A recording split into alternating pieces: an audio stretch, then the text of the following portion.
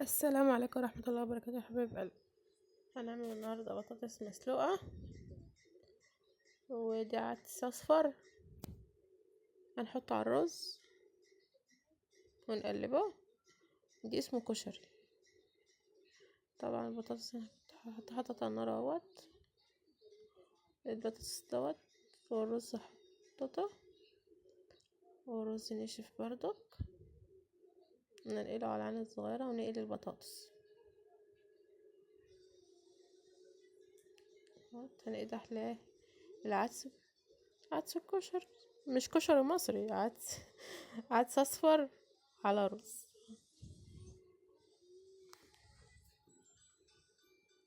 ياريت تجربوه والله طعمه تحفة. هنحمر الباذنجان، حمرنا البطاطس، هنحمر الباذنجان.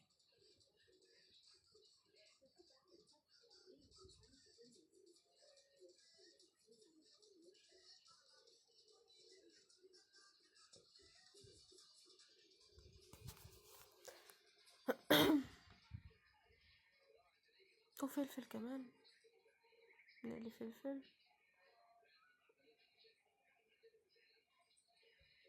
اللي وصل معايا لحد كده يعمل لي لايك. حبايب قلب والله بتوحشون، لو ما نزلتش فيديوهات بتوحشونه برضو.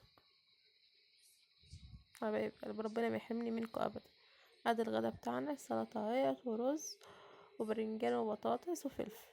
بالهنا والشفا، اتفضلوا معانا يا حبايب قلبي. متنسوش بقى باللايك والاشتراك في القناه يا حبايب قلبي بعد اذنكم طبعا. ربنا يخليكم يا رب ليا، ما يحرمناش من بعض.